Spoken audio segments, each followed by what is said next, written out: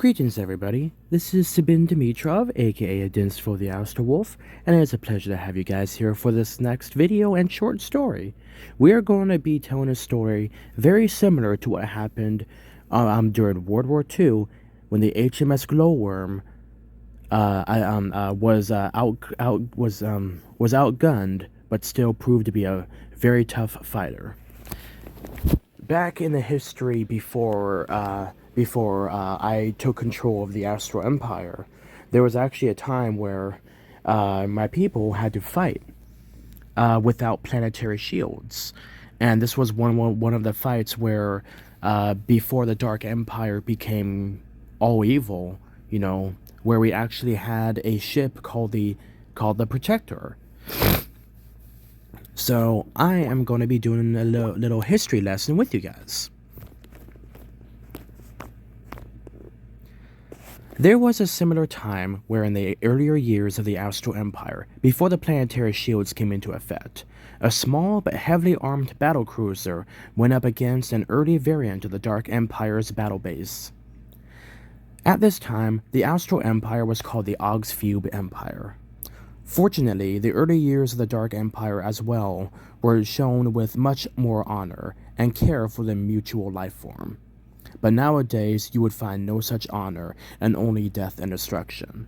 Remember, the Dark Empire back in that day was actually full of pretty decent people and people who just wanted to, grow their empire. And they would often try to work with the people that they would take over and try to have a mutual interest. And a lot of the times they were actually accepted. And, that's one of the things that made the Dark Empire so big.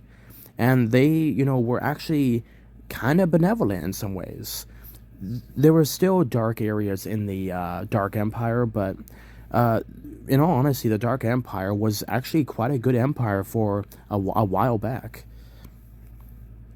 In fact, later on after that war, that ship that had fought against the battlecruiser of the AUGSFUBE Empire not only saved 45% of the crew that launched themselves in escape pods, but the crew in the ship of the Dark Empire the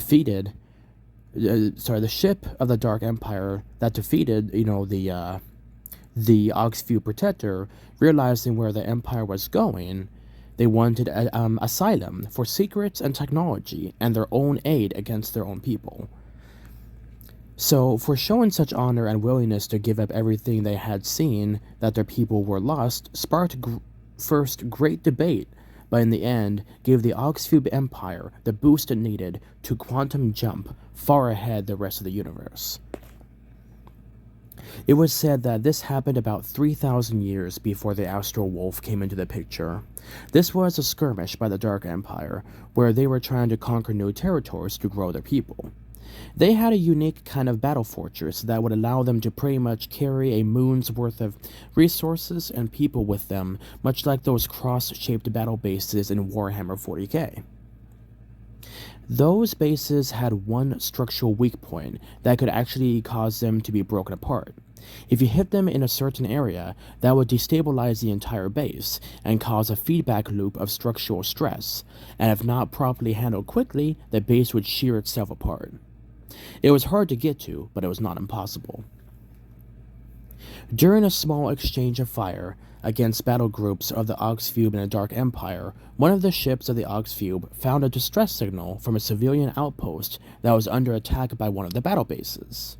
So, trying to help and protect innocent people, the cruiser broke off knowing that the rest of his team could handle the other battle base with ease. After being given permission to break off by the Admiral, of course, you can see the confidence that the battle group had in their new state-of-the-art battlecruiser. The AUGSFUBE Protector was a ship of unimaginable technological advance. Like, this was a ship that could take horrible amounts of punishment. Later on, the battlecruiser got there and saw that the civilian shields were just about to fail, as laser drills and plasma blades were cutting into the shield.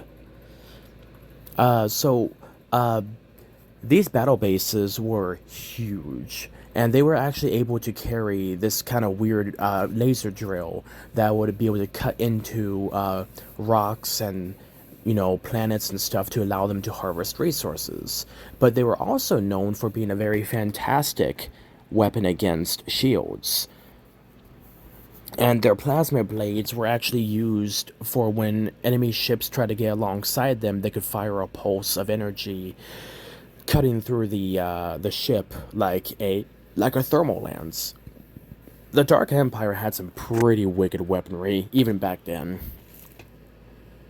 Knowing that he was outgunned and outclassed, the battlecruiser captain ordered a full open fire and swung his ship to the side, laying down a full broadside, firing large barrages of torpedoes, missiles, magnetic bombs, and ordnances. Luckily, at this time, the Astral Empire, or by this time known as the AUGSFUBE Empire, before the Astral Wolf was not a part of it, had found ways to greatly strengthen armor and allow themselves to outlast most enemies without too much trouble.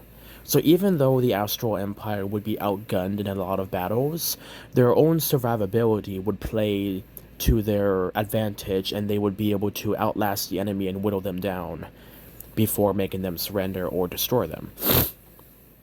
Unfortunately, the battle base was one of the few exceptions that they had trouble with. The AUGSFUBE Protector, the name of the battlecruiser, was specially designed to be able to fire all of its main weaponry, either from the front or from the side, and 70% of it from the back. They took a page of the book from the Mon Calamari of Star Wars, knowing that the design was actually quite genius, and they improved upon it quite, amazingly so. The battle base decided to turn and stop its attack on the civilian base before turning toward the battlecruiser. Despite not having as powerful weapons as the battle base, the Protector continued to press its assault, firing everything it could as quickly as it could. One of the things that made the AUGSFUBE Protector so powerful is that its new cooldown systems would allow it to be able to fire continuously for incredible amounts of time. And because we had just unlocked quantum storage, we were able to actually have quite an insane amount of ordnance on it, so we could keep up the press of the attack. At this time, they were actually testing out a new kind of weaponry that could use less energy but a lot more penetration power. The battlecruiser did, however, have much better armor than most ships because this ship was able to play a defensive role and help provide long-range calculated shots or close-range brawling capabilities. This was a very well-rounded ship, but unfortunately would meet its demise in this battle, after winning multiple brawling competitions against other enemies. But with the gallantry and capability of the ship and its crew, this ship became mass-produced because of its heavy fighting capacity and versatility in the battlefield. A small swarm of these could cause an entire armada of the enemy to be brought to their knees within minutes. Even entire groups of battle bases would crumble against the withering fire of this new and terrifying battlecruiser. The battlecruiser was about 60% the size of Edinstvo's flagship, the Astral Empire's Unity. The battle base turned its fire upon the Protector and continued to alter its course to intercept. The captain of the Protector swung his ship so it could face directly at the battle base, and fired one of its secret weapons. It was a special hull-mounted hyperspeed projectile that could penetrate deep into an enemy and explode. The first shot rattled the entire ship, and at this time, this was before they had quantum storage. They had like weird ways to propel. Oh, sorry about that, guys. I guess I thought, sorry. At this time, they were on the brink of unlocking the quantum storage, but did not have it quite yet. So they only had so many super weapon launches that they could use before they would have to reload. The first shot penetrated into one of the arms of the battle base, cutting off power to the area, but keeping the life support intact. This was still a weapon in testing, but it proved to be extremely effective by how it carved through the enemy multiple foot thick armor of the battle base. And remember, cutting through the armor of the battle base would be impossible under most single shot weapons. So considering that this weapon did that much damage was, on the realm of impossible. Suddenly, the Protector was hit by a barrage of high caliber shells, but luckily the armor took it well.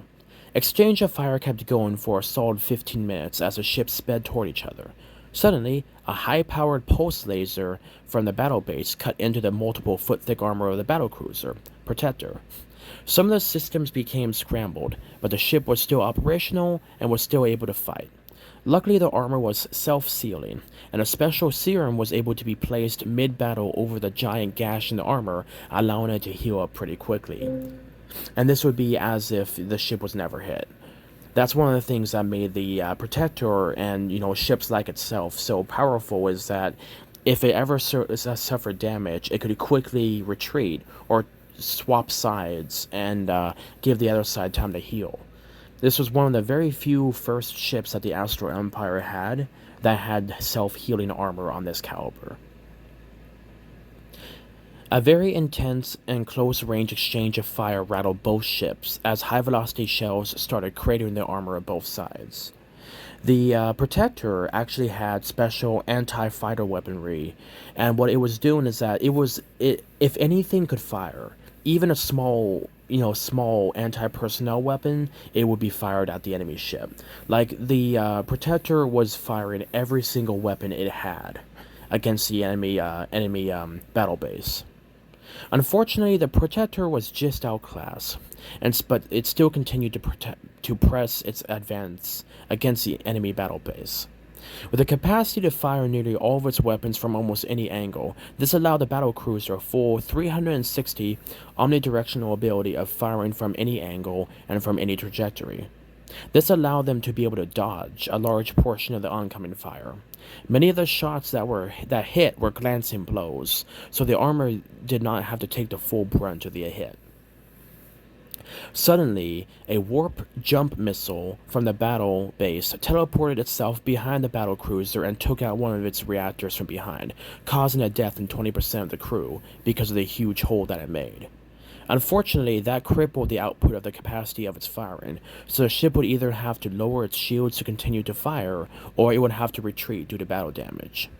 Luckily, the bridge was still intact, and the backup reactors were still able to kick in, keeping the ship functional and fighting.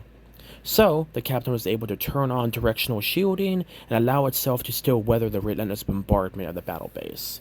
Directional shielding was also another thing that the Astral Empire was very good at, so even if you had to cut down shielding on other areas, you could still optimize your shielding from the areas where projectiles were hitting you. Hours later, as both sides started to feel the strain on the resources and the ammunition, a secondary explosion was heard from the Protector as another secret missile teleported in and blew out the other main reactor, killing another 20% of the crew. By this time, a total of 40% of the crew was destroyed, and a hole was actually able to be seen clear through from one side to the other, and the entire ship's capacity to fight was cut down by 60%. They could not use their hull-mounted cannon anymore, and their rear cannon turrets and weaponry were completely cut off and unusable. At this time, the captain realized that they were going to die if they did not try something drastic. By this time, the civilian base was able to recover and was trying to figure out a way to help the battlecruiser, seeing where the battle was going. Before the killing blow was able to be administered by the battle base, suddenly, a supernova-level bright light was seen, and suddenly 2 arms of the battle base were completely sheared off as a hyper-intensity laser from an overloaded mining laser was emitted from the moon that the civilian base was on. They were working on experiments in lensing technology to allow for longer-range lasers to cut further into planets, and asteroids to mine and collect. The scientists aboard the base figured out that they could also use this as a weapon, and did everything they could to help the battlecruiser. They never really had to think about this before, and this was the first time that they thought about using their technology and research as a weapon, which would later on be used intensely by the Astral Empire. When this happened, the Astral Empire immediately rescued that base, and they used that amazing breakthrough and was able to use special hull-mounted, you know, laser weaponry to cut deep into enemy ships. And when they figured this out, the enemy battle bases became pretty much cannon fodder at that point. This was one of the really big things that allowed the Astral Empire a massive jump through in technology and power. Unfortunately, this overloaded the reactor of the civilian base, causing a catastrophic shutdown of all but a few essential systems, and they would not be able to fire again for quite some time. So as a final farewell, the captain of the battlecruiser thanked the civilian base for the support, and made a final decision to ram the battle base before it could reattach its arms. And the captain found out where the structural weak point was, and that is where he was going to ram his ship into. One of the very scary things about these battle bases was their self-healing capabilities. You would have to destroy them quickly before they could reconstruct. They wouldn't be able to regenerate, but they could reattach broken parts. If they were able to reattach those broken parts, then the battle would be one-sided again. So, with its few remaining cannons firing and its engines overloaded, the AUGSFUBE Protector put everything it had into its pulse engines and sped it toward the battle base with forward shields intensified and its forward cannons firing. A terrifying 20 seconds later, at about 30,000 miles an hour, a heavy boom could be heard throughout the entire ship, as entire sections of armor from both sides were completely sheared off, and catastrophic damage was dealt to the battlecruiser. Another 10% of the crew was killed in the impact, as they manned their posts preparing for the worst. From this point, 50% of the crew of the Protector was dead, and the ship was completely disabled. The entire front fifth of the ship had collapsed in on itself, stopping right at the command tower of the battlecruiser. Alarms rang out as the abandoned ship orders were initiated. With both reactors gone, the front fifth of the ship collapsed in on itself, and the back fourth of the ship completely blown away because the reactors being taken out. The ship was not fit for battle anymore and was rigged to self-destruct. This was actually one of the times where the Astral Empire was actually able to use disabled ships as kamikaze bombs because of the special reactors. Even if the main reactors were taken out, they found a way to actually overload the backup reactors and turn it into a something on the realm of a nuclear bomb. Like you guys know how the Zarabomba could explode with like something just immensely like just an unimaginable amount of power. The Astral Empire, before they got Astronova bombas, were able to do stuff like this. So setting the ship's AI to fire its cannons before the backup reactors exploded, the escape pods were launched, saving an additional 50% of the crew, but unfortunately, 3% were left on the ship as they were trapped in certain corridors or rooms because of damage under the ship. An additional 2% died while waiting for medical aid. So out of the crew of 320 individuals, 150 were lost in the battle. 26 were lost while waiting for medical aid due to injuries from the impact and explosions. This attack actually destabilized and disabled a large portion of the battle base, sending out an explosion that was detected by the main battle group of the AUGSFUBE Empire, which quickly sped to the area, knowing that the Protector had just detonated. They were enraged, losing one of their most trusted ships. Since the battle group, it sent the battle group into a frenzy as they nuked the other battle base completely out of existence. And yeah, this was terrifying because this was before the Astral Empire had Astronova bombas, so we just had to use big explosives and nukes. And one of the terrifying things about the other battle cruisers is that they could launch like 30 nukes within a minute, and that would just pepper the enemy until they were pretty much nothing. And with the new kind of quantum explosive systems inside these bombs, they would explode like 5 times faster than a regular hydrogen bomb. So the ripping and tearing power of these bombs was just unmatched. This was the beginning of the downfall of the Dark Empire, and the deep hatred from the AUGSFUBE Empire is still being felt today. a massive Armageddon level battle is being planned. And it's said that in about 3 to 4,000 years, the Astral Empire will be ready to launch its attack and completely wipe out the Dark Empire once and for all. The civilian base had managed to reinstate its shields and was doing everything it could to prepare its meager medical bay to get the survivors of the exploded ship and damaged battle base. This was a kind of a neutral civilian base, so they didn't really have any sides. Despite catastrophic being done to the battle base, it was still functional. 2 of its arms had been sheared off and its main central support had been heavily damaged. That was because of the massive explosion of the reactors, like pretty much coring a deep hole into the battle base. But out of the honor of the leaders of the battle base, they saw the gallantry and fighting spirit of the battle cruiser and wanted to assist its survivors, despite losing about 30% of their own crew. They had about 40,000 individuals upon the battle base. You can see how massive the size difference of the 2 ships were. Once the individuals were picked up in their escape pods, they were immediately treated for their injuries.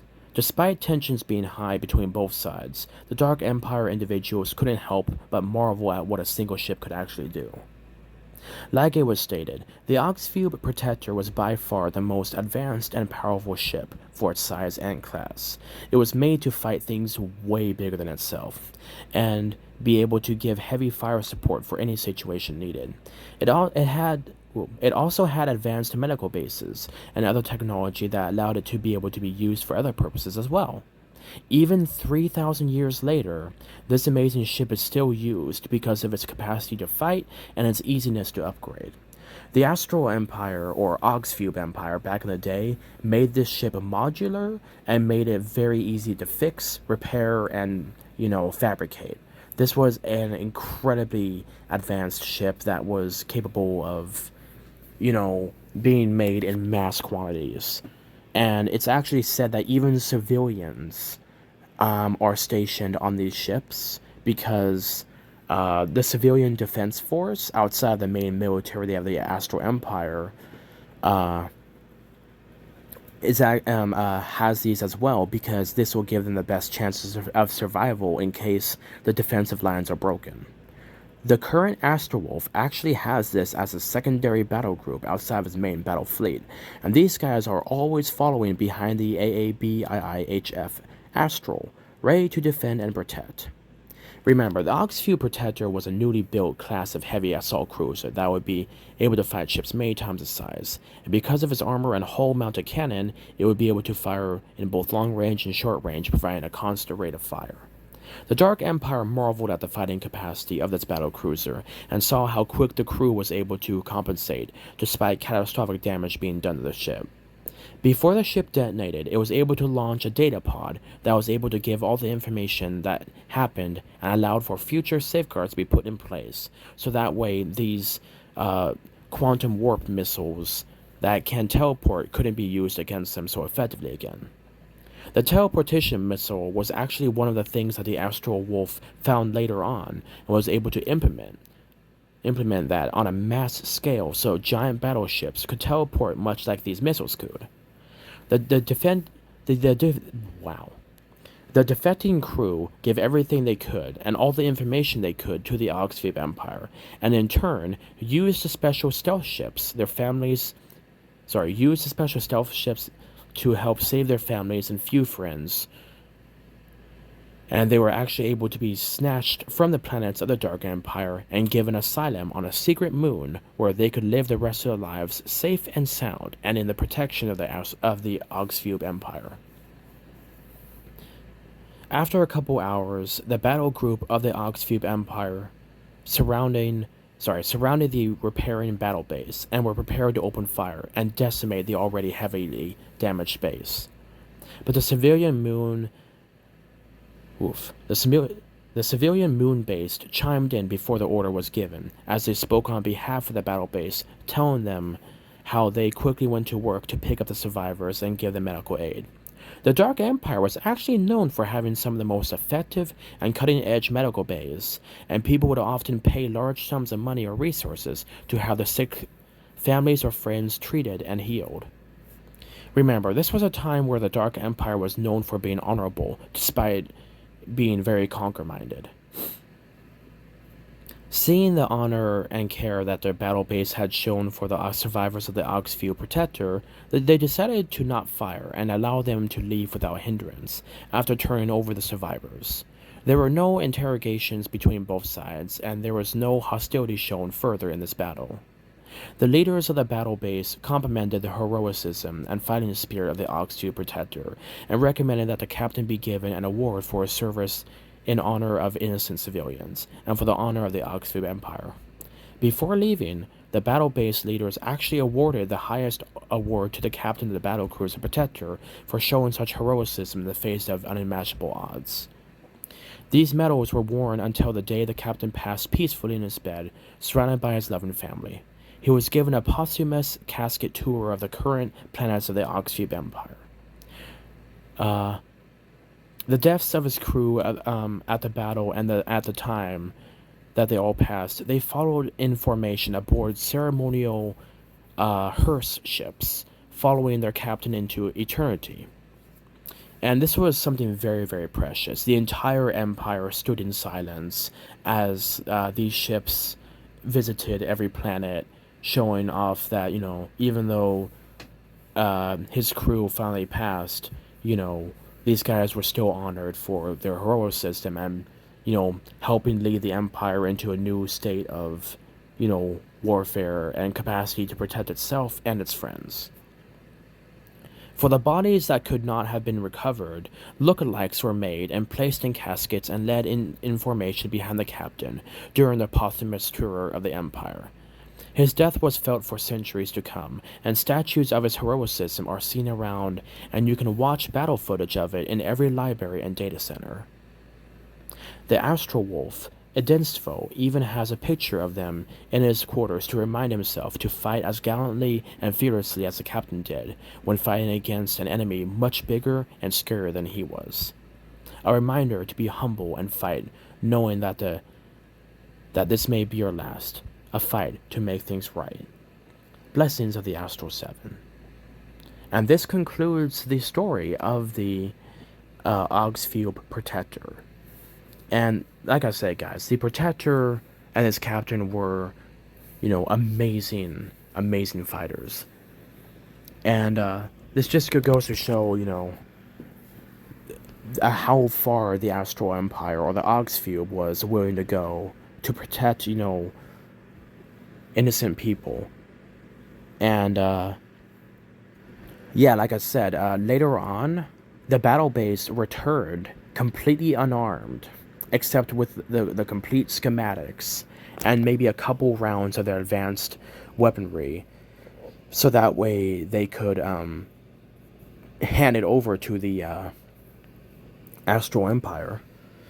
They somehow managed to convince their leaders that they were just going to test out some new stuff, and this allowed them to be given passage out of the Dark Empire.